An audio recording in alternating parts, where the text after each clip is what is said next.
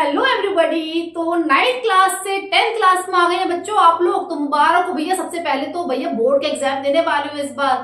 Oh my God, board का exam है। अरे भैया घर वाले भी डरा रहे होंगे, भैया बोर्ड है बोर्ड है बोर्ड है, पढ़ ले पढ़ ले पढ़ ले। जो भी रिश्तेदार आ रहा होगा वो भी कहेगा भैया अरे बेटा इस बार तो बोर्ड का एग्जाम है, बोर्ड का एग्जाम है। अरे टेंशन वाली बात नहीं है, टेंशन वाली बात नहीं है। हाँ, टेंशन वाली बात ये है कि आपके जो बोर्ड के मार्क्स हैं बच्चों आपके लाइफ टाइम काम आते हैं। तो इसलिए 9th क्लास तो आपने मजे मजे में कर ली भाई, ठीक है। 9th क्लास में आपने जो किया सो किया, बट इस बार इस साल आपको बहुत मेहनत करनी है, ठीक है। बिल्कुल जी जान से अपनी मेहनत करनी है। तो बच्चों आज की ये जो वीडियो है मैं उन बच्चों के लिए लेकर आई हूँ जो क्लास 9 से 10th में आए हैं और जो डरे हुए हैं, और स्पेशली मैथ्स में बच्चों को बहुत डर लगता है कि मैथ्स में क्या होगा, ठीक है। तो आज हम बात करने वाले हैं कि कैसे आप मैथ्स में अपने 95 से ज्यादा मार्क्स ला सकते हो, ठीक है। 96, 97, 98 आप कैसे आराम से बहुत इजीली आप ला सकते हो। देखिए सबसे पहले हम बात करेंगे कि आपको जो बुक है वो कौन सी पढ़नी है, ठीक है। सब जानते हैं एनसीईआरटी, लेकिन देखो बच्चों की गलतफहमी ये होती है कि बच्चे सोचते हैं कि एनसीईआरटी से आपका पेपर आता है। बेटा एनसीईआरटी बेस्ड आता है पेपर, ठीक है। इस बार का जो एग्जाम आया ना मैथ्स का वो बहुत टफ पेपर आया है, और एक सेट तो वाकई में ऐसा आया था जो एनसीईआरटी से बाहर आया था, क्योंकि बच्चों ने एक दिमाग में सोच रखी है कि एनसीईआरटी से क्वेश्चंस आएंगे, एनसीईआरटी बेस्ड क्वेश्चंस आते हैं। अगर आप खाली एनसीईआरटी पे डिपेंड रहोगे तो आपके मार्क्स अच्छे नहीं आएंगे। रीजन क्या है, एनसीईआरटी बहुत ज्यादा ना अब इतनी मतलब पतली कर दी ना, वो आधा मटेरियल आधा जो है आधी एक्सरसाइज तो खत्म कर दी, बहुत लिमिटेड क्वेश्चंस दे रखे एनसीईआरटी में। तो प्रैक्टिस कहां से करोगे, है ना। एनसीईआरटी बेस्ड, जो एनसीईआरटी बेस्ड आपको पढ़ना है। तो देखो एनसीईआरटी तो वो तो आपके स्कूल्स में भी आपकी लग रही होगी, है ना। हर एक बच्चे के स्कूल में एनसीईआरटी लग रही है, हर एक बच्चा स्कूल जाता है, ठीक है। तो एनसीईआरटी तो वहां पे स्कूल में भी कर रहे हो, ऑफलाइन ट्यूशन भी पढ़ते हैं बच्चे, यूट्यूब पे भी पढ़ते हैं। तो एनसीईआरटी तो आप लोग कर ही रहे हो। साथ में आपको एक बुक अलग से करनी है। कौन सी करनी है, या तो आप ले लीजिए आरएस, ठीक है, आरएस अग्रवाल ले लीजिए, या फिर आप ले लीजिए आरडी शर्मा, ठीक है, आरडी शर्मा। ओके, ये दो बुक, इन दोनों बुक में से कोई सी भी, आप इन दोनों बुक में से कोई सी भी एक बुक ले लीजिए, आरएस अग्रवाल ले लीजिए या फिर आरडी शर्मा। अब देखिए आरडी शर्मा में क्वेश्चंस बहुत ज्यादा है, बहुत ज्यादा है। तो बच्चे सारे क्वेश्चंस नहीं कर पाते क्योंकि आपको और भी सब्जेक्ट पढ़ना है ना, साइंस भी है, इंग्लिश भी है, हिस्ट्री भी है। तो आप क्या कीजिए, केवल एग्जाम्पल्स, ठीक है, इनके ना केवल आप एग्जाम्पल्स, आरडी शर्मा के केवल आप एग्जाम्पल सॉल्व कर लीजिए, ठीक है। आरएस में से भी, आरएस की भी अगर आप एक्सरसाइज नहीं कर पा रहे कोई बात नहीं, एग्जाम्पल्स कर लो। तो आपको एनसीईआरटी करनी है, या तो आरएस और आरडी में से कोई एक बुक ले लीजिए, उसके आपको एग्जाम्पल्स करने हैं, ठीक है। अब देखिए सिलेबस आपको क्या करना है, ये तो हो गया आपका। साथ में जैसे आपने चैप्टर 1 है आपका रियल नंबर, आपने चैप्टर 1 कर लिया, एनसीईआरटी से कर लिया, आरएस या फिर आरडी में से कर लिया, ठीक है।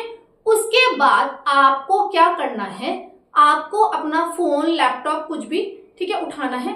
उसमें गूगल बाबा, आपको आप गूगल बाबा के पास जाइए, गूगल बाबा जिंदाबाद। गूगल बाबा पे आप सर्च कीजिए क्या कि जैसे चैप्टर 1 आपने डाला, गूगल पे आप सर्च कीजिए chapter 1 CBSE chapter 1 real number, ठीक है, CBSE chapter 1 real number previous year questions, ऐसे, ठीक है। आपको ऐसे सर्च करना है। कैसे करोगे, CBSE chapter 1 real number previous year questions, ठीक है। और जब आप ये सर्च करोगे तो बहुत सारी वेबसाइट्स दे रखी है, जिन्होंने अपनी वेबसाइट पे दे रखे हैं चैप्टर वाइज दे रखे हैं प्रीवियस ईयर के। फिर आप, और साथ में सॉल्यूशंस भी दे रखी है, साथ में सॉल्यूशन भी दे रखी है। तो जब आपने अपनी बुक से एनसीईआरटी से कर लिया चैप्टर 1 रियल नंबर, आपने जो आरडी आरएस, ठीक है, या फिर कोई और भी बुक है अगर आपके पास तो वो भी ले लो, कोई बात नहीं, उससे कर लीजिए। मतलब एक बुक आपको प्रैक्टिस के लिए जरूर करनी है। अब उसके बाद आपने क्या करा, प्रीवियस ईयर के क्वेश्चंस लगाए। प्रीवियस ईयर के क्वेश्चंस बहुत ही ज्यादा इंपॉर्टेंट है। जब तक आप प्रीवियस ईयर के क्वेश्चंस नहीं लगाओगे, अब बच्चों को ना दिमाग में क्या होता है, एक ये सेट रहता है कि ये तो हम लास्ट टाइम में करेंगे, लास्ट टाइम में कुछ नहीं होता, ठीक है, लास्ट टाइम में कुछ नहीं होता। अभी से ही आपको, अगर आपको अच्छे मार्क्स लाने हैं तो बेटा अभी से ही आपको अपनी तैयारी बिल्कुल जोर शोर से करके रखनी है, ठीक है, ओके। तो आप क्या करोगे, प्रीवियस ईयर के क्वेश्चंस आप सॉल्व करोगे। चैप्टर, जैसे आपने एक चैप्टर कर लिया, उसके प्रीवियस ईयर के क्वेश्चन अभी से लगाइए, ठीक है। जब आप क्वेश्चन सॉल्व करोगे तो वाकई में आपको ना कॉन्फिडेंस आएगा, अरे ये तो बहुत आसान क्वेश्चन है, ये तो मैंने कल ही सॉल्व किया था।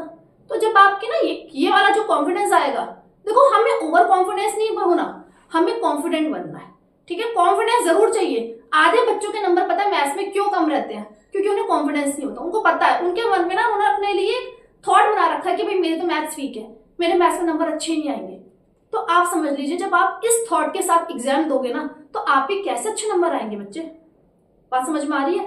तो प्रैक्टिस करनी है, हमें प्रैक्टिस पे फोकस करना अपने, ठीक है। बात सब क्लियर हो गई? तो आपने चैप्टर कर एनसीईआरटी से, कोई सी एक एक्स्ट्रा बुक उठा लो, वहां से कर लीजिए।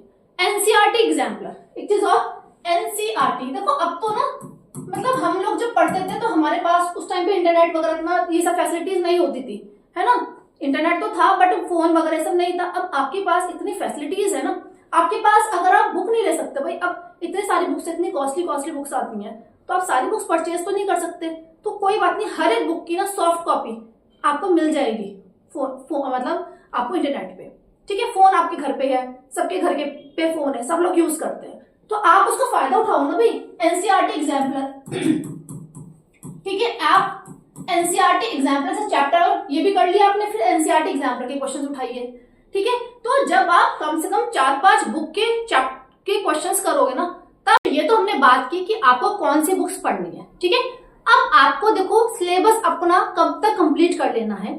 अब जैसे अप्रैल स्टार्ट हो जाएगा, ठीक है, आप लोग के स्कूल खुल जाएंगे, तो अप्रैल, मई, जून, जुलाई, अगस्त, सितंबर तक आप अपना सिलेबस कंप्लीट कर लीजिए हर हाल में, ठीक है। सितंबर तक आपको अपना सिलेबस कंप्लीट करना है, ठीक है। तो आप जहां भी पढ़ते हो, आप ट्यूशंस पढ़ते हो, ऑफलाइन या ऑनलाइन पढ़ते हो, तो आपकी कोशिश यही होनी चाहिए कि सितंबर तक आपका सिलेबस अपना सारा कंप्लीट कर लीजिए। उसके बाद अक्टूबर, देखो अक्टूबर में ना पढ़ाई बड़ी कम हो पाती है। रीजन क्या है? अक्टूबर का जो मंथ होता है वो फेस्टिवल सीजन होता है, ठीक है। फेस्टिवल हो रहा है, दिवाली आती है, आपके दशहरा आता है, ठीक है। तो उसमें क्या होता है, घर का माहौल भी, सबके घर का माहौल ऐसा हो जाता है कि पढ़ाई कम हो पाती है। ये एक मैं आपको प्रैक्टिकल बात बता रही हूँ, ठीक है, क्योंकि सब लोग बिजी होते हैं।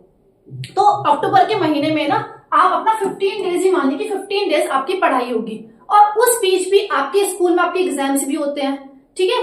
कभी कुछ फंक्शन हो रहा है, तो देखो सारी चीजें आपको देखनी है, तो इसलिए आपको सितंबर तक आपको अपना सिलेबस तो कंप्लीट कर लेना है। अब बात करते हैं हम रिवीजन की, ठीक है। अब हम बात करते हैं रिवीजन की। उसके बाद आपका मिड ऑफ अक्टूबर तक आप मान के चलिए मिड ऑफ अक्टूबर तक आपका सिलेबस कंप्लीट हो गया, दिवाली वगैरह भी आपकी निपट गई, ठीक है। उसके बाद अब आपको क्या करना है, 2 महीने नवंबर दिसंबर में आपको अपना रिवीजन करना है। फिर से आप एनसीईआरटी उठाओ, आर.डी. शर्मा के एग्जाम्पल कीजिए या आरएस के एनसीईआरटी एग्जाम्पल उठाइए, इनको दोबारा से आपको रिवीजन करना है। बेटा रिवीजन इज अ की टू सक्सेस, रिवीजन बहुत जरूरी है, एटलीस्ट 2 बार आपको रिवीजन करना है, ठीक है। उसके बाद फिर आप क्या कीजिए, आपके प्री बोर्ड्स आपके स्टार्ट हो जाएंगे, है ना। प्री बोर्ड्स आपके स्टार्ट हो जाएंगे कब? जनवरी में, ठीक है, जनवरी में। तो उसके लिए अब आप क्या करोगे, अब आप सैंपल पेपर मार्केट में आ जाएंगे, सैंपल पेपर आप लेकर आओगे। क्या? सैंपल पेपर, ठीक है। सैंपल पेपर आपको सॉल्व करने हैं, ठीक है। सैंपल पेपर जब आप सॉल्व करोगे ना, तब उससे आपका कॉन्फिडेंस और अच्छा होगा। प्री बोर्ड्स आप दोगे तो आपको पता लगेगा कि आपकी तैयारी कितनी हुई है, कहां पर कमी आ रही है, कहां पे आपके नंबर कट रहे हैं, ठीक है। तो इस तरह से आपको अपनी पढ़ाई करनी है। दूसरी बात, ये तो मैंने आपको बताया कि आपको कैसे कैसे पढ़ना है। अब बेटा मैं अपने चैनल पर 30 मार्च से क्लास 10 की लाइव क्लास स्टार्ट कर रही हूँ। फ्री क्लासेस रहेंगी, ठीक है। मैं जानती हूँ आप लोग अपने भैयाओं से पढ़ते हो, ठीक है। इस बार आप दीदी से भी पढ़ के देखना, ठीक है। तो मेरी कोशिश ये रहेगी बहुत अच्छे से अच्छा आपको पढ़ाऊं, हर एक मटेरियल, हर एक क्वेश्चन आपको सॉल्व कराऊं। एनसीईआरटी भी जो मैंने आपको बताया, आर.डी. शर्मा, आरएस, उसके एग्जाम्पल्स करेंगे, एनसीईआरटी एग्जाम्पलर्स भी करेंगे, ठीक है। और जो प्रीवियस ईयर के क्वेश्चन है वो भी हम सॉल्व करेंगे। तो एक बार आप दीदी से भी पढ़ के देखिएगा, ठीक है। तो मैं ये नहीं कहती जहां से आप पढ़ रहे हो वहां से तो पढ़ते रहो, ठीक है। तो फ्री क्लासेस है मेरी, कोई ऐसा ये तो है नहीं कि आपको कुछ एक्स्ट्रा पे करना है, ठीक है। तो इस बार आप पढ़ के देखना, और इस बार आपको अपने आप से वादा करना है, अपने आप से वादा करना है बच्चे कि आपको बहुत अच्छा, देखो आप, मैं ये नहीं कहती कि मार्क्स बहुत ज्यादा इंपॉर्टेंट है, बट हमें अपने तरफ से पूरा बेस्ट बेस्ट बेस्ट देना है, आपको भी और हमें, हम टीचर्स को भी, ठीक है। ऐसा नहीं है कि आपका काम है, हमारा टीचर्स का भी काम है कि हमें अच्छे से अच्छा, जो भी हमें लग रहा है कि हाँ ये मटेरियल अच्छा है, वो हम आपको प्रोवाइड कराएं, ठीक है, तो हमारी भी जिम्मेदारी है। ठीक है, तो प्लीज प्लीज प्लीज 30 मार्च से मैं लाइव क्लास स्टार्ट कर रही हूँ, और ये जो वीडियो जिन जिन बच्चों तक पहुंचे प्लीज चैनल को सब्सक्राइब कर लेना, और जो वीडियो है आपके जो आपके फ्रेंड्स हैं उनके साथ शेयर कर देना। Thank you.